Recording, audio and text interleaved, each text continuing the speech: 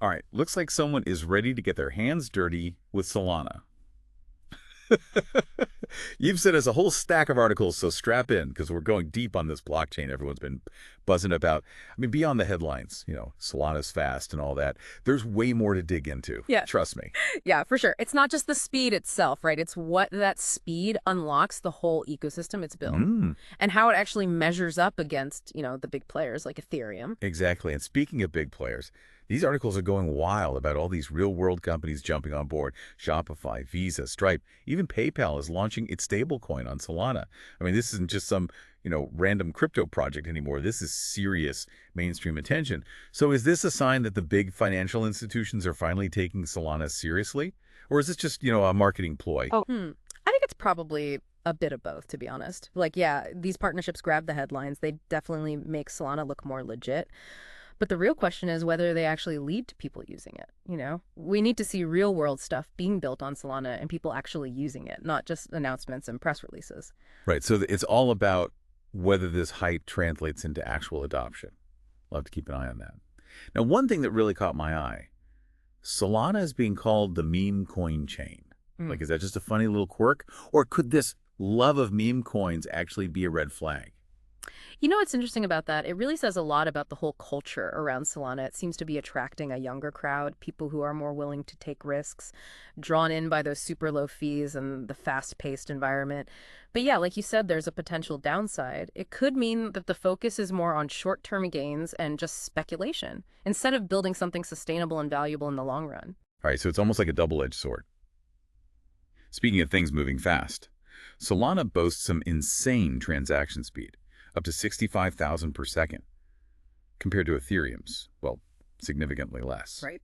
So is this purely a tech flex, or does this speed actually open up possibilities that other blockchains just can't touch? This is where things get really interesting. That speed isn't just about bragging rights. It actually makes things possible that just wouldn't work on slower blockchains. Think about like complex DeFi projects, the ones that need to handle tons of transactions every second, or real-time gaming where lag just kills the whole experience. Okay, so we're talking entirely new possibilities here, not just faster versions of what we already have. But how does this speed demon status stack up against, the original blockchain? Ethereum. They're always being compared, Right. even pitted against each other like rivals. Yeah, the whole Ethereum killer narrative is definitely catchy. But it might be a bit of an oversimplification. Remember, both of them are trying to solve the same problem, scalability. But they're going about it in totally different ways. Ethereum is focused on layer 2 solutions and sharding to boost its capacity, while Solana is betting on its unique proof of history consensus mechanism. Ah, yes, proof of history. One of these articles really went deep on that, and to be honest, it sounded kind of like magic to me. What's the basic idea there, and does it actually give Solana a real advantage? Or could it end up being a weakness? It's definitely a different way of thinking about consensus. Instead of miners validating transactions, Solana uses this cryptographic clock to timestamp transactions, so it creates a verifiable order of events. And this actually gets rid of a lot of the computational overhead, so you get faster processing and lower fees. But some people argue that it introduces new points of failure, and that it could be vulnerable to certain kinds of attacks. So it's almost like a high-risk, high-reward situation. Mm. Exciting, but you got to be careful. Now, what about developers? Some articles were saying that Solana is like a magnet for developers, with tons of tools and dApps being built on it. Is this just hype, or is there something about Solana that's actually making developers flock to it? Well, if you think about the bigger picture, the developer ecosystem is essential for any blockchain to succeed. And Solana seems to have really hit the right notes with developers. Its programming language, Rust, is known for being fast and secure. And that's super appealing for developers who are building complex applications. So it's attracting the kind of people who want to push the limits Yeah. and build the next generation of blockchain applications. That's a pretty compelling story. Now, one thing that keeps coming up, I'm sure you've seen this too, is this whole concern about centralization. Even though Solana has a decent number of validators, some articles are raising red flags. Is this something our listeners should be worried about? Or is it just FUD? That's a really important question. So while Solana technically runs with thousands of validators, there's this concern that a big chunk of the network's computing power and stake is concentrated among a pretty small group. And this raises questions about censorship resistance and potential vulnerabilities. Okay, so it's not as simple as centralized versus decentralized. There are nuances to this, definitely something to investigate further. But before we go down that rabbit hole, let's switch gears and talk about something a bit more optimistic. One report predicted a potential price surge of over 10,000% for Solana by 2030. That's insane, Yeah. right? Are we looking at the next Bitcoin here? Whoa, whoa, whoa. Hold on. Now, let's not get carried away by those crazy predictions. Remember, the crypto market is super volatile, and those long-term forecasts, they're based on a lot of assumptions that might not actually happen. It's important to separate the potential of the technology from the speculative frenzy that often surrounds cryptocurrencies. All right, it's easy to get caught up in all the hype. Mm. But let's not forget about what Solana can actually do. One article made this really interesting comparison. It said that Solana's impact on traditional finance is like a bridge between the old and the new. What do you think about that analogy? I think that's a pretty good way to put it. Solana's speed and low fees could totally change how we think about things like cross-border payments, microtransactions, even giving people access to financial services who are shut out of the traditional system. So it's not just about making things faster or cheaper. It's about creating a more inclusive financial system. That's a pretty big deal. Yeah, exactly. And this is where Solana's focus on DeFi becomes really important. Remember those complex DeFi projects we were talking about earlier? Well, Solana is becoming like a hub for them. It's attracting developers who are building innovative lending platforms, decentralized exchanges, and other financial tools that operate outside of the traditional banking system. Okay, so Solana is potentially shaking things up in finance in a big way. But one thing that stood out to me as we were reading these articles is Solana isn't just about DeFi. It's also making a splash in the NFT world. What's driving all this NFT activity on Solana? Well, think back to those meme coins we were talking about. That same energy and excitement is fueling Solana's NFT scene. Platforms like Solana and Magic Eden, they're making it super easy for creators to mint and sell their NFTs. And the low fees mean more people can get involved. So it's kind of like democratizing art and collectibles. Absolutely. And it's not just digital art.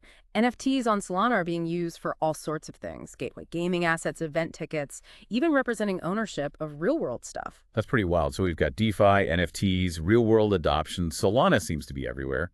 But how is all of this translating into actual users? Are people actually using Solana, or is it all just hype? Well, one article mentioned that Solana recently hit a record high in terms of active users. It even surpassed Ethereum in daily NFT sales volume for a bit.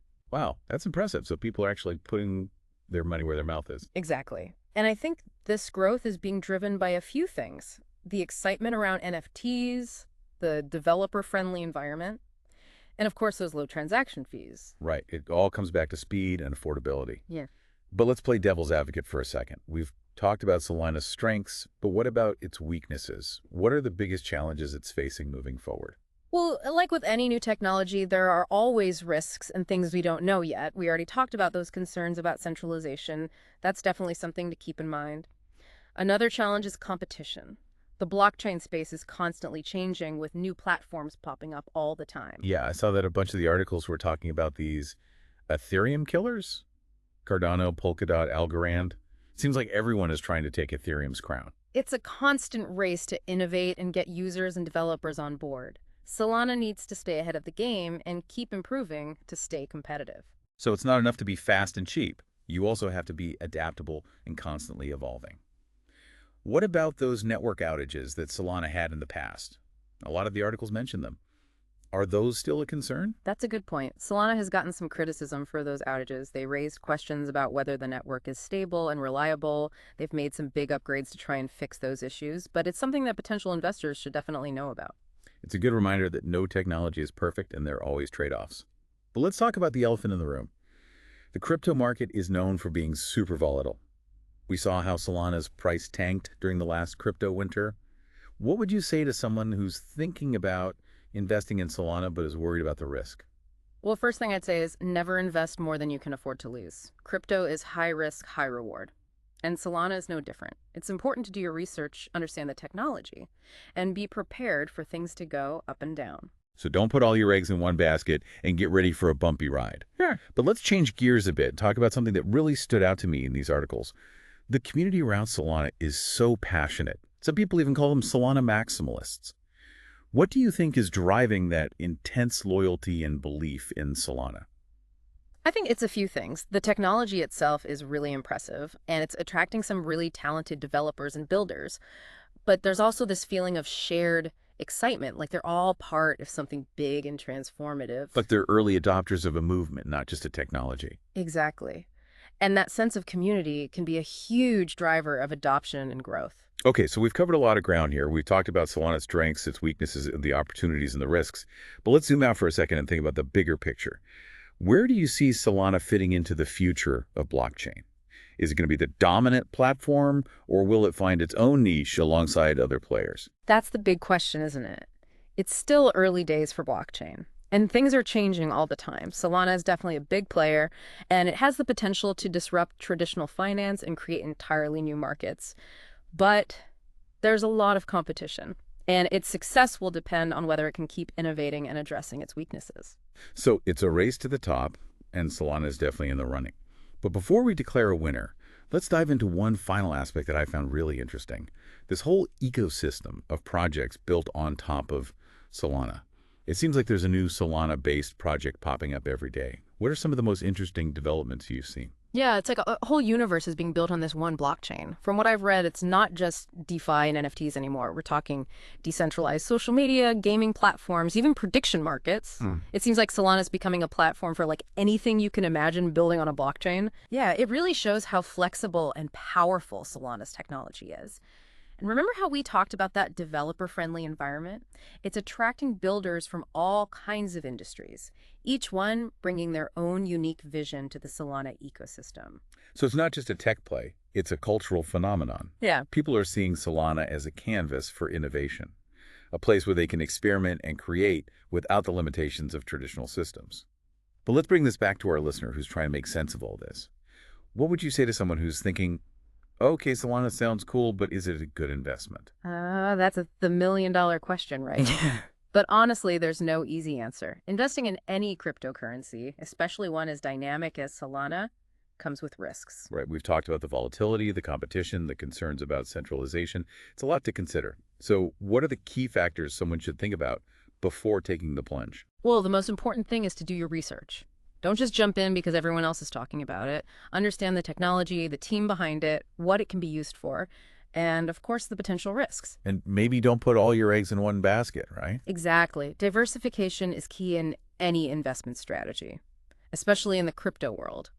Okay, so diversify, do your research, and buckle up for the ride.